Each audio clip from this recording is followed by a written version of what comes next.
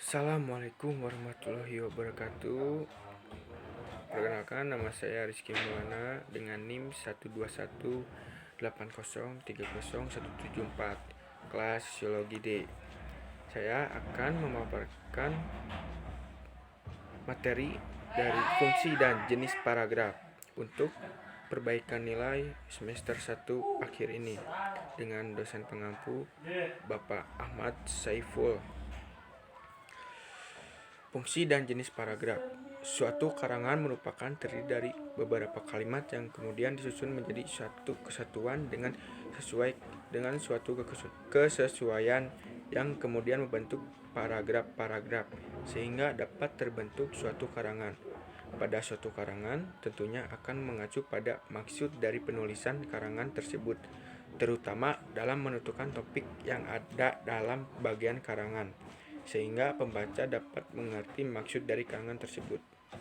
Karangan yang terdiri dari beberapa paragraf adalah masing-masing dari paragraf tersebut berisi pikiran-pikiran utama dan diikuti oleh pikiran-pikiran penjelas.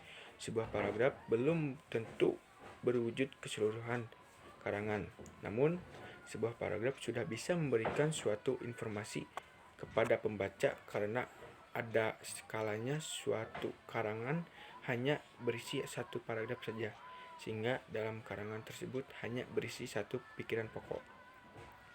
Dalam membuat suatu karangan, penulis diharapkan dapat menguasai struktur paragraf yang digunakan agar penulisan karangan tersebut dapat tersusun suatu paragraf yang baik. Dalam penyusunan paragraf dimulai dengan penyusunan tema dan kerangka karangannya, kemudian dilanjutkan dengan menyusun kalimat-kalimat secara runtut, logis, dan dalam satu kesatuan ide yang kemudian dikembangkan dan akan terbentuk beberapa kalimat yang dapat mengungkapkan suatu informasi dengan pikiran utama sebagai titik pusatnya dan pikiran penjelas sebagai pendukung. Dengan adanya suatu paragraf, penulis akan lebih mudah mengekspresikan seluruh gagasannya secara utuh, runtut, lengkap, dan menyatu sehingga dapat bermakna dan mudah untuk dipahami oleh pembaca sesuai dengan keinginan si penulis. Dengan paragraf yang tersusun pada suatu karangan akan lebih mendinamiskan karangan tersebut agar lebih indah, sehingga pembaca akan lebih tertarik untuk membacanya. Oleh karena itu, paragraf mempunyai fungsi tersendiri pada suatu karangan dalam menyalurkan gagasan si penulis kepada pembacanya. Menurut Sulady, paragraf merupakan bagian dalam sebuah tulisan atau karangan yang secara fisik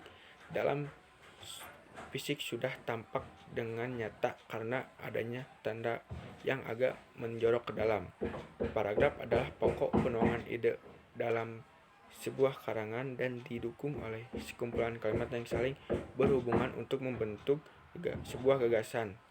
Batas-batas paragraf ini ditandai dengan adanya indensi atau ruang ketikan yang dikosongkan untuk memulai paragraf yang dimulai dari margin kiri.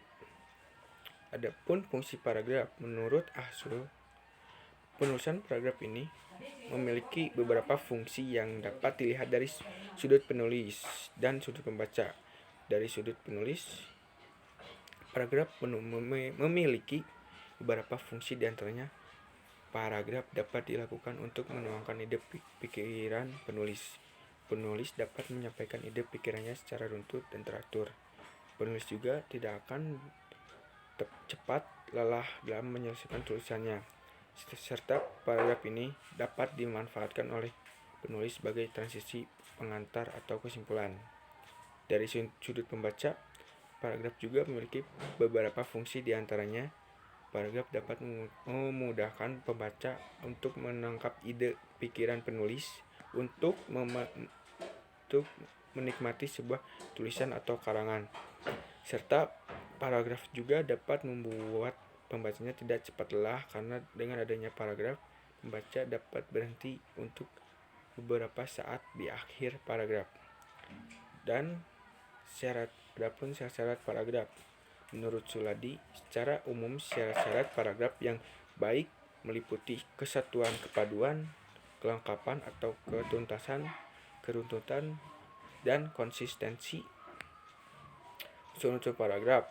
Menurut Ahsul, unsur-unsur yang terkandung dalam suatu paragraf antara lain transisi, kalimat utama, kalimat penjelas, dan kalimat penegas.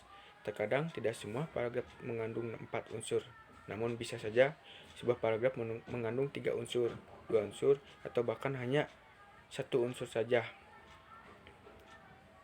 Maka dapat disimpulkan bahwa paragraf adalah pokok penuangan ide dalam sebuah karangan dan didukung oleh sekumpulan kalimat yang saling berhubungan untuk membentuk sebuah gagasan.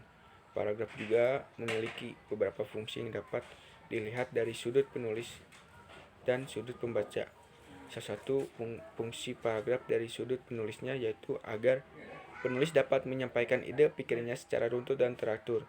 Sedangkan fungsi paragraf dari sudut pembaca yaitu salah satunya agar dapat memudahkan pembaca dalam menangkap ide pikiran penulis. Adapun syarat untuk bentuk paragraf yang baik yaitu kesatuan, paduan, kelengkapan atau ketuntasan, keruntutan, dan konsistensi.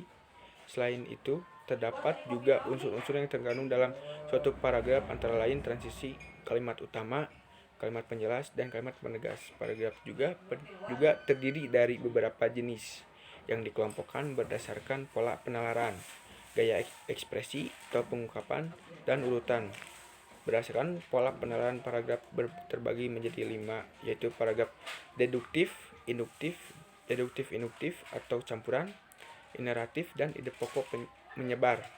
Kemudian berdasarkan gaya ekspresi atau pengungkapan juga terbagi menjadi 5 paragraf: narasi atau kisahan, deskripsi, eksposisi, persuasif, dan argumentasi.